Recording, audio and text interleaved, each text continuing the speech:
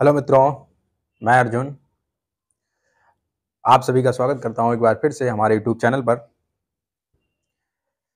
हर रोज की तरह आज का भी एक छोटा सा टॉपिक क्लास 12th बायो का लेकर के आया हूं। जैसा कि एक पिछला वीडियो हमारा पड़ा हुआ है जैव विविधता संरक्षण, उसी से संबंधित ये थोड़ा आगे का टॉपिक है आपका। उसमें जो आपने जैव विविधता संरक्षण में दो टाइप पढ़े हुए थे, एक जो स्वतः स्थानीय संरक्षण जो था, और उसी से संबंधित आपका दूसरा टॉपिक इसमें था बाह्य स्थानीय संरक्षण। ये आपको लेकर के आया, इसमें कुछ क्वेश्चंस बनते हैं तो इसको टॉपिक को लेकर के आया आज। आइए कुछ चर्चा करते हैं इस पर, और थोड़ा सा जो आपका बाह्य स्थानीय संरक्षण होता है उस पर बात करते हैं, और क्या होता है इसमें, ये कितने प्रकार से होता है, बाह्य स्थानीय संरक्षण का मतलब क्या होता है, और एग्जाम में क्वेश्चन बनेगा तो आप उसको कैसे लिखेंगे। आइए तो वीडियो शुरू करते हैं। बाह्य स्थानीय संरक्षण, पहला तो बाह्य स्थानीय संरक्षण सुनिए। बाह्य स्थानीय संरक्षण क्या होता है? बाह्य स्थानीय संरक्षण का मतलब यही जीवों के संरक्षण से, प्राणियों के संरक्षण से है।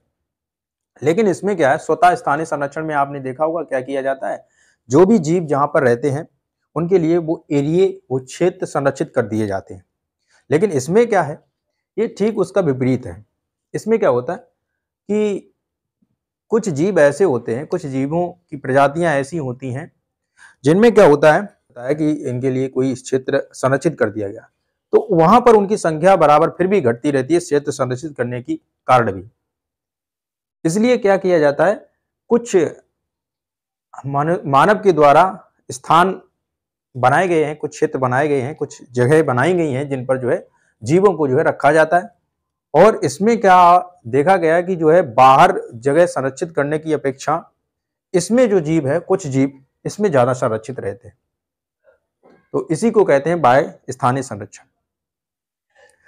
इसमें क्या होता है कि जीवों के लिए जैव घर या जंतु घर या वनस्पति उद्यान बनाए जाते हैं जिनमें जीवों को क्या किया जाता है, संरक्षित किया जाता है। तो आपकी अगर जैव स्थानीय संरक्षण की परिभाषा आती है तो आप इसको बोल सकते हैं कि संकट ग्रस्त जो प्राणी हैं, जो जीव हैं, उनके लिए क्या किया जाता है, उनको बाहर की अपेक्षा जैव घरों में या जंतु उद्यान में अधिक सुरक्षा प्रदान होती है, अधिक सुरक्षित रहते हैं वो जीव, वो आपका बाह्य स्थानीय संरक्षण कहलाता है। ठीक है, ये आपके कई प्रकार का हो सकता है, निम्न प्रकार का हो सकता है, तो उसको हमने डिफाइन किया हुआ है, देख लीजिए। इसके हमने कुछ प्रकार लिखे हुए हैं बाह्य स्थानीय संरक्षण के। तो देखिए पहला प्रकार हमने लिखा हुआ है आपका क्या, जंतु उद्यान या वनस्पति उद्यान, जंतु कमा वनस्पति उद्यान, ये आप अलग अलग ध्यान रख सकते हैं, जंतु उद्यान कमा वनस्पति उद्यान, जंतु उद्यान और वनस्पति उद्यान, या इसी में आपका हो सकता है जैव घर। क्या हो सकता है, जैव घर। तो उसका क्या है, बाहरी आघातों से सुरक्षा प्रदान करना। इसकी परिभाषा आप कैसे लिखेंगे, देखिए, जंतु घर, जंतु उद्यान, वनस्पति उद्यान या जैव घर का अर्थ यह है कि जीवों को बाहरी आघातों से सुरक्षा प्रदान करने के लिए जो स्थान बनाया जाता है उसको आप क्या बोलते हैं, जंतु घर, जैव घर या वनस्पति उद्यान बोल सकते हैं। ठीक है, इसी प्रकार से आपका दूसरा इसका प्रकार बनता है निम्न ताप। निम्न ताप, निम्न ताप क्या होता है, इसमें बीज व बीजाणुओं को निम्न ताप पर नाइट्रोजन द्रव में रखा जाता है। इस तरीके से लैब में रखा जाता है ना, निम्न ताप पर, उसमें क्या होता है, उसको निम्न ताप पर रखा जाएगा। बीज और बीजाणु जो होते हैं पौधों के आपके जो होते हैं, ठीक है, उनको क्या करते हैं, निम्न ताप पर नाइट्रोजन के द्रव में रखा जाता है, जिससे क्या होता है, वो वहां पर सुरक्षित बने रहते हैं, ताकि इनको जो है आप कहीं पर भी इनका अंकुरण कराया जा सके। तो ये भी एक संरक्षण ही तो है कि अगर कहीं पर जैसे बाहरी आघातों के कारण किसी पौधों में जो फल आ रहे हैं, उनके जो बीज हो रहे हैं वो नष्ट हो रहे हैं, इनको क्या किया, कुछ बीजों को जो है संरक्षित करके रख लिया गया है, तो इनको जो है सही वातावरण, सही अनुकूलित इनके प्रति जो बीजों के प्रति जो अनुकूलित वातावरण होगा तो उसमें इनको अंकुरित कराया जा सकता है। तो ये हो गया आपका दूसरा टाइप। तीसरा टाइप, ये क्वेश्चन भी बनता है, जीन बैंक क्या है।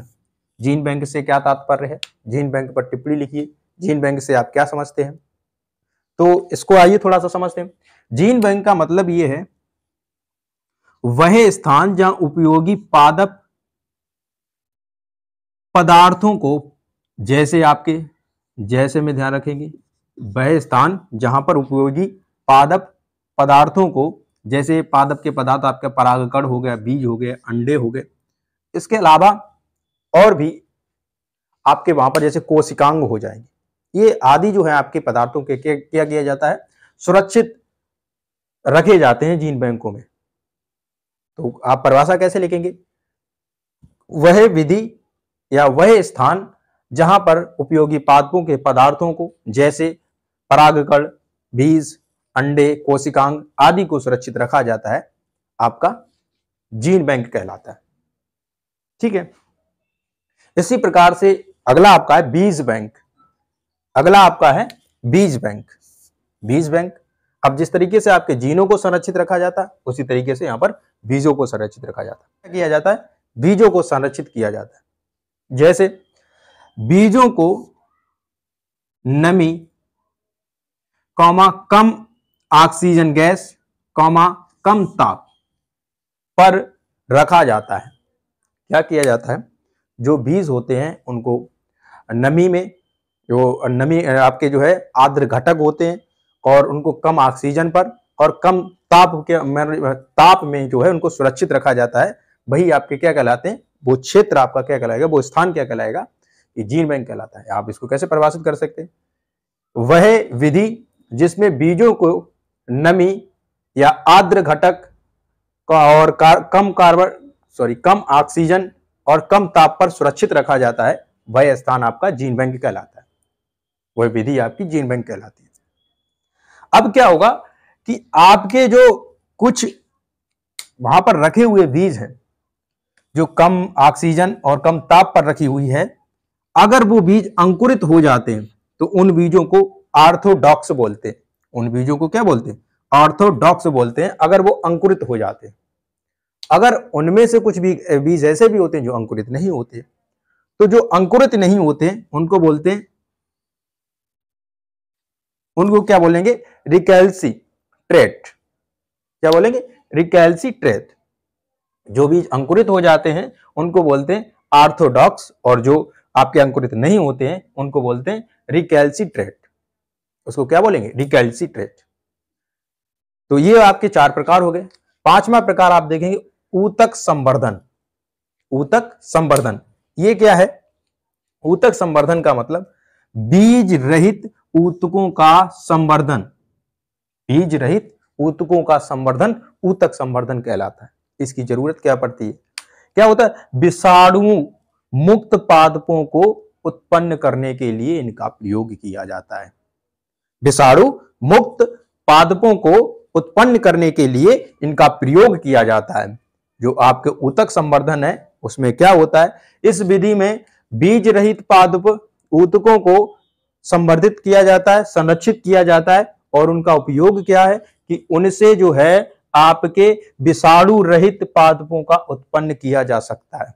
और इसके साथ साथ कि आपके कोशिकांग से पौधे उत्पन्न होते हैं, कोशिकांग से पौधे उत्पन्न होते हैं, तो वही आपके ऊतक संवर्धन कहलाता है। जैसे आपके कुछ पौधे ऐसे होते हैं जिनमें कायिक विधि के जनन के माध्यम से पौधों का संवर्धन किया जाता है, अर्थात पौधों को उत्पन्न किया जाता है। कुछ पौधे आपने देखा होगा जिनमें क्या होता है, उनको कायिक विधि मतलब उनके तने से पौधे तैयार किए जाते हैं, और उनके फलों में क्या होता है, बीज बहुत ही बिल्कुल ना के बराबर होते ही नहीं है बिल्कुल।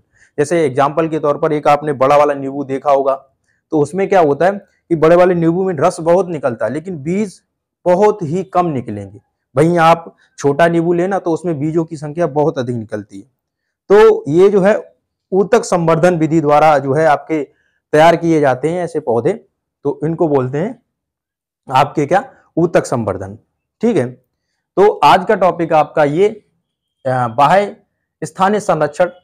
बाह्य स्थानीय संरक्षण आपको हमने बताया क्या था, संकट उत्पन्न जीवों एवं पादपों को उनकी प्रकृति में सुरक्षा प्रदान नहीं हो पाती है या सुरक्षित नहीं रहते हैं, उनको प्रकृति की अपेक्षा किन्हीं स्थानों पर लाकर रखे जाने में ज्यादा सुरक्षित रहते हैं, तो वही आपका क्या कहलाता है, बाह्य स्थानीय संरक्षण कहलाता है।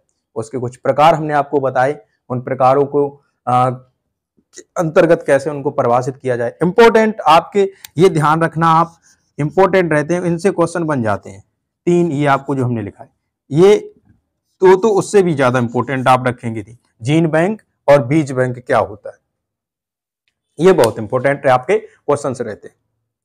ठीक है, तो ये हो गए आज का टॉपिक आपका बाह्य स्थानीय संरक्षण। और इसी के साथ एक छोटा सा टॉपिक और लेकर के आपके इस पे बात करेंगे अभी हम, जो आपका है सामाजिक वनिकी।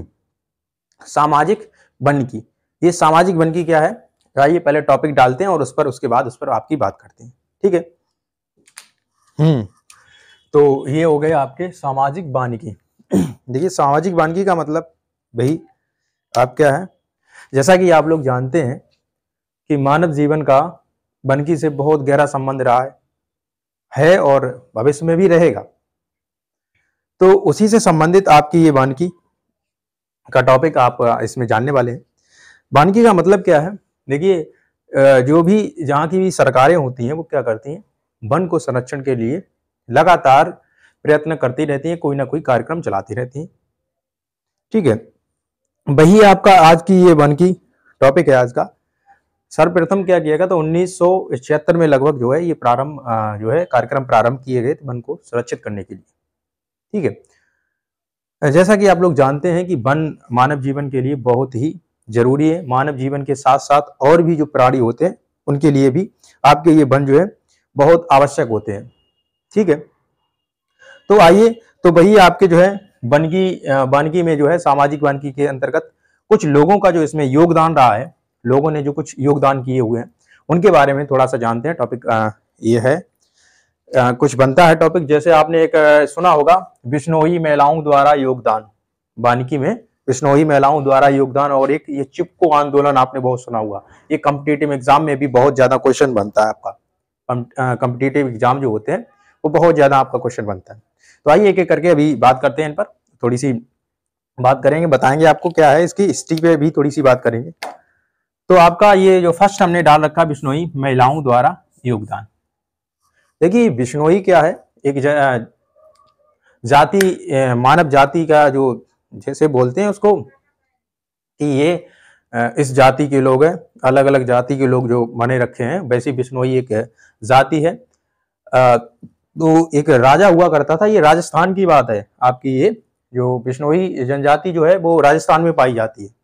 बिश्नोई जनजाति राजस्थान में पाई जाती है। तो एक राजा था राजस्थान का, तो उसे जो है अपना एक महल बनवाना था। तो उसने क्या किया कि वहां पर जो अपने सैनिक थे उनको उसने आदेश दे दिया, कहा कि वन से लकड़ियों को काट कर गिराओ और जो आपका हमारे महल बनने का कार्यक्रम है उसको प्रारंभ किया जाए। तो उसके मंत्री जो लोग थे वो गए वन को काटने के लिए, वो मंत्री लोग जो थे वो गए उसके वन को काटने के लिए पहुंचे, और एक वन में काटने के लिए उन्होंने जो है अपना काम शुरू कर दिया वन की लकड़ियों को काटने के लिए। क्योंकि आप जानते हैं पहले जो वन हुआ करते थे उनके जो महल थे वो लकड़ियों से ही बना करते थे। तो इसीलिए जो है राजा ने वन से लकड़ियां काटने के लिए अपने सैनिकों को भेजा। तो वन में जब वो पहुंचे तो काटने का काम जो है प्रारंभ कर दिया, और वहां जो एक बिश्नोई परिवार रहता था उसी वन के आसपास में, जहां पर इन्होंने लकड़ियों को काटना प्रारंभ किया। ठीक है, तो ये जो लकड़ियों को काटने का जब इन्होंने प्रारंभ किया तो वहां कुछ जो आपके परिवार रहते थे बिश्नोई परिवार, तो उनमें से एक महिला आई, और जिस पेड़ को काट रहे थे ना वो लोग, राजा के सेनापति, तो उसने उस पेड़ को पकड़ लिया और कहा कि अगर आपको यहाँ के वृक्ष काटने हैं, पेड़ काटने हैं, तो उससे पहले आपको हमें काटना पड़ेगा। और राजा के जो मंत्री थे उन्होंने निर्दयता दिखाते हुए क्या किया, पेड़ के साथ उस महिला को भी काट डाला। तो उस टाइम तो वो मर गई, खत्म कर दिए उसको, जो है खत्म हो गई, और वो लकड़ियां काट दिए। तो और भी जो लोग थे वहां पर, जैसे इस महिला की जो आपकी, उनका नाम था बिश्नोई सॉरी ये अमृता देवी बिश्नोई उनका नाम था। तो फिर क्या हुआ कि उनके आगे के जो उनकी बेटियां थी और बिश्नोई परिवार के जो भी लोग थे उन्होंने फिर क्या किया, वन संरक्षण के लिए बहुत बढ़ चढ़कर योगदान किया, और उसका जो है उसको जो एक उच्च स्तर पर इस जो इन्होंने एक कार्यक्रम चलाया उसको बड़े स्तर पर लेकर के आए। तो फिर क्या हुआ कि इतिहास में अभी तक ऐसा नहीं हुआ कि बिश्नोई के नाम से ये जो है वन के लिए किसी को भी अवार्ड पुरस्कार दिया जाता हो। फिर बाद में ये हुआ कि सरकार ने जो है वन संरक्षण को देखते हुए कि वन संरक्षण जो है मानव जीवन के लिए अति आवश्यक है, वन का होना अति आवश्यक है, और जो ये महान आपकी ये महिला हुई जिन्होंने इसके लिए अपनी प्राणों की आहुति दी, उनके इसी बलिदान के लिए फिर सरकार ने इन्हीं के नाम पर एक पुरस्कार दे दिया, अमृता देवी बिश्नोई। उन लोगों को दिया जाता है जो ग्रामीण क्षेत्रों में वन के संरक्षण के लिए योगदान करते।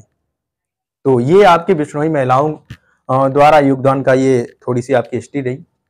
ये 1971 की बात है, जब राजा ने वो पेड़ काटने के लिए लगाया था कार्यक्रम, प्रोग्राम शुरू किया था, उसी टाइम की ये बात हुई है।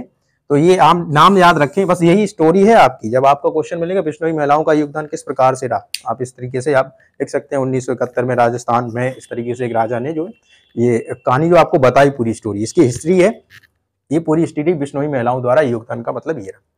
ठीक है, अगला एक आंदोलन है चिपको आंदोलन। क्या है?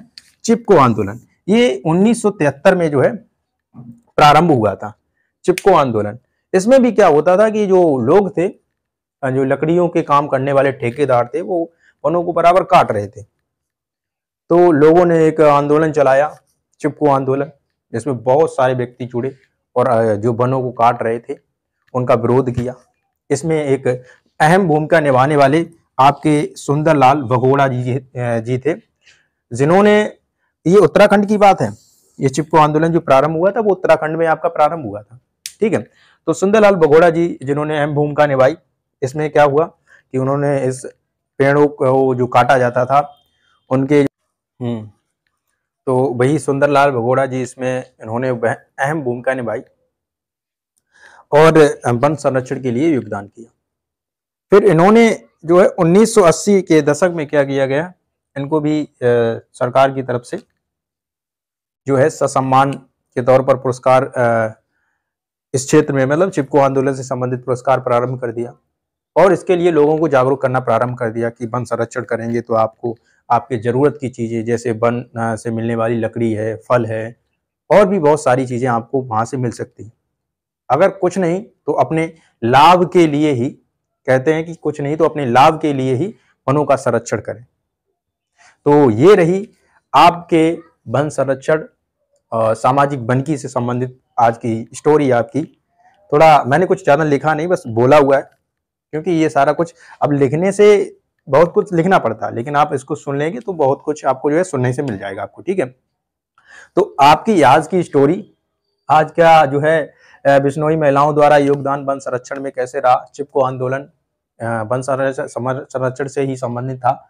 और इससे पहले जो हमने लिखा बाह्य स्थानिक संरक्षण, जो कि आपका जैविक संरक्षण से संबंधित तथ्य थे, उसमें आपको हमने जीन बैंक और वीज बैंक के बारे में और ऊतक संवर्धन के बारे में ये सारी चीजें आपको बताई। एग्जाम के पर्पज से सारी इंपॉर्टेंट होती, और ये 10-15 मिनट का वीडियो है, 10-15 मिनट में आप सारी चीजों को एक बार में रिवाइज कर सकते हैं। तो वीडियो को पूरा जरूर देखें और अपने इष्ट मित्रों के साथ भी शेयर करें, चैनल को सब्सक्राइब कर लें, जिससे आपको आगे आने वाले वीडियोस मिलते रहें। आपके जब तक एग्जाम होंगे तब तक के लिए आपको बराबर आपको एक वीडियो मिलता रहेगा आपके टॉपिक से रिलेटेड। तो आज के लिए फिलहाल इतना ही, मैं नए वीडियो में नए टॉपिक के साथ, तब तक के लिए धन्यवाद।